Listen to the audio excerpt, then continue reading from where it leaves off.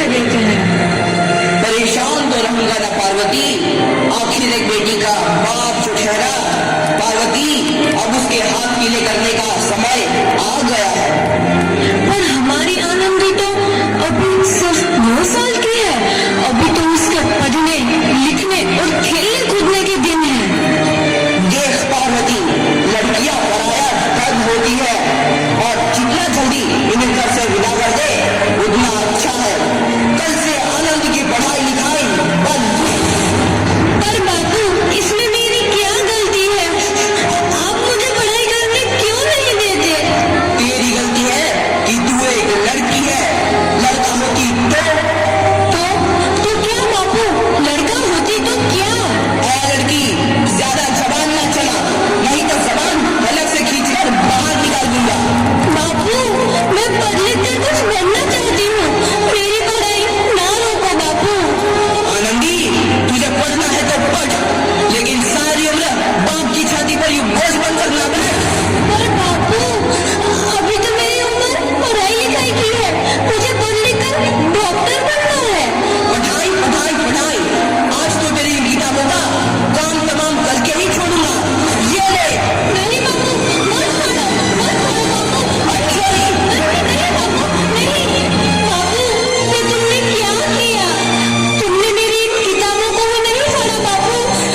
मेरी किस्मत हार दी, मेरी किस्मत।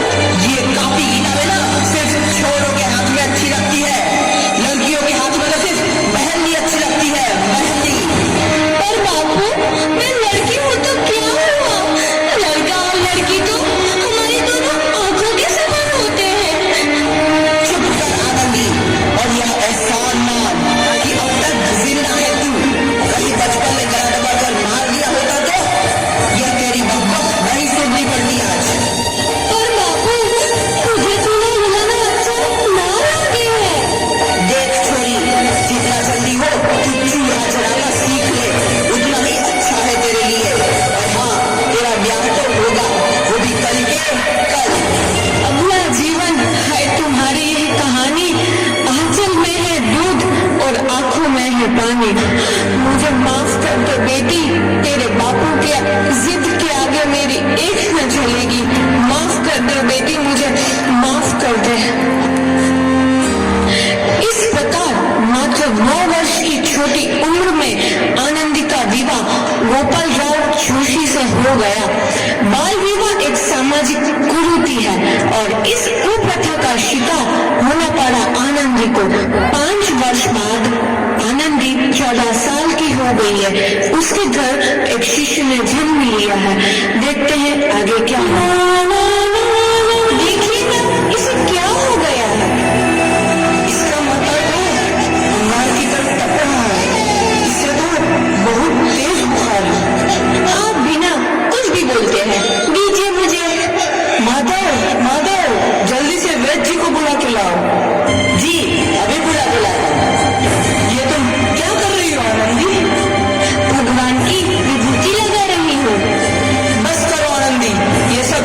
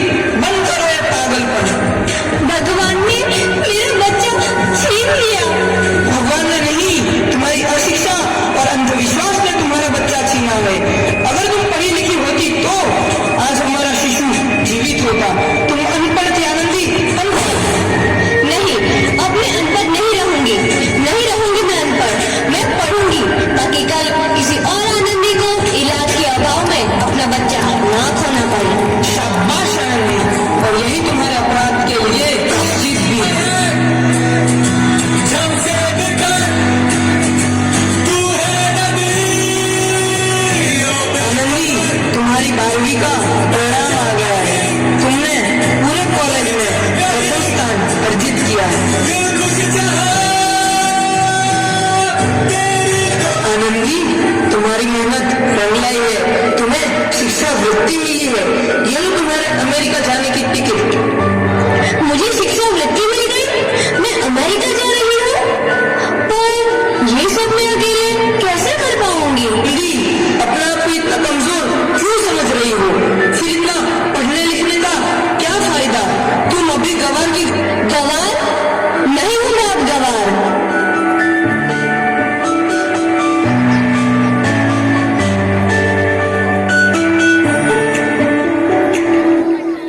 तो इस प्रकार 7 अप्रैल 1883 को आनंदी अमेरिका के पेंसिल्वेनिया के लिए रवाना हुई और 3 साल बाद उन्होंने डॉक्टर ऑफ मेडिसिन की उपाधि प्राप्त कर ली।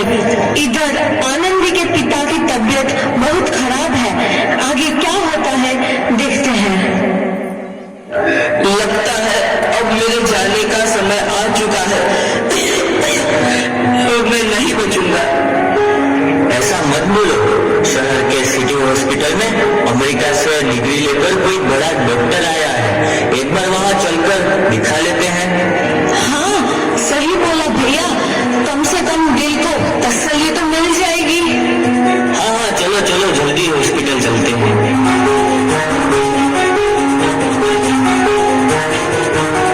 इस मरीज की हालत तो बहुत ही खराब है। कोई चमत्कार ही इसे बचा सकता है। ऐसा मत बोलो भाई। डॉक्टर साहब कब तक आ जाएंगे? लो आ गई डॉक्टर मैडम। डॉक्टर मैडम जल्दी देखिए, मरीज की हालत बहुत ही खराब है।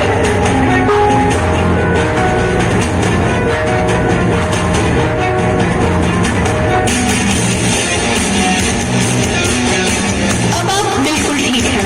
मौत के मुंह से आपको बचाया है डॉक्टर मैडम ने। डॉक्टर साहब ने मुझे बचा लिया। मुझे मिलना है डॉक्टर साहब से। डॉक्टर साहब नहीं, डॉक्टर मैडम बोलो। डॉक्टर मैडम, उन्होंने ही तुम्हें जीवन दान दिया है। आ गई डॉक्टर मैडम, मिल लो उनसे। डॉक्टर मैडम, आपका बहुत बहुत धन्यवाद। आपने मेरी जान बचाई। इसके बदले में मैं गरीब भला आपको क्या दे सकता हूँ? वचन चाहिए मुझे कि कभी ये नहीं कहोगे कि लड़कियां कुछ नहीं कर सकती। वचन? ये कैसा वचन? अरे श्यामलाल, तुमने पहचाना नहीं? तुम्हारी बेटी है आनंदी। आनंदी? मेरी बेटी आनंदी? डॉक्टर? हाँ बापू, वही आनंदी जिसके लिए बचपन में तूने चूल्हा और दुल्हा के अलावा कुछ नहीं सोचा था। आनंदी, आनंदी मेरी बेटी, मुझे माफ कर दे। मैं तेरा गुनहगार हूँ बेटी। नहीं नहीं बापू, वही आनंदी जिसके हाथ पीले करके तुम उसकी सारी जिंदगी काला कर देना चाहते थे। माफ कर दे मुझे मेरी बच्ची, माफ कर दे। मैं तेरा अपराधी हूँ मेरी बच्ची, माफ कर दे। नहीं बापू, मैंने तो तेरा एहसान चुकाया है। याद है ना अपना एहसान जो बचपन में तुमने मुझ पर किया था? ताने सुना सुनाकर जीते जी मार डाला था मुझको। अब बोल, और किस किस को मारेगा? आनंदी बेटी, मुझे माफ कर दे मेरी बच्ची। मैं तेरा गुनहगार हूँ। बापू, आपने ही तो बोला था किताबें सिर्फ बेटों के हाथ में अच्छी लगती है, बेटियों के हाथ में तो सिर्फ मेहंदी। बेटों और बेटियों में फर्क करना तो आंखों में फर्क करने समान है। एक का पढ़ना और दूसरे का ना पढ़ना सामाजिक अंधकार है बापू, सामाजिक अंधकार। उपकार मांगता हूँ मैं तुझ जैसी बेटी का, जिसने सारी उम्र मुझसे कुछ ना मांगा। मांगा तो सिर्फ बराबरी का दर्जा। वरना सच तो यह है कि मैं तेरी माफी के लायक भी ना हूँ। मुझे तेरी बराबरी कर सके उसके मैं लायक भी ना हूँ मेरी बेटी, लायक भी ना हूँ। अपने बापू को क्या माफ नहीं करोगी आनंदी? माफ कर दो आनंदी, माफ कर दो। सुबह का भूला यदि शाम को घर लौट आए तो उसे भूला नहीं कहते। बापू, तो इस प्रकार आनंदीबाई जोशी ने अपनी मेहनत और अटूट इरादे से न केवल भारत की पहली महिला डॉक्टर बनी, बल्कि आगे चल के उन लड़कियों के लिए सुनहरा रास्ता दिखा गई जो जीवन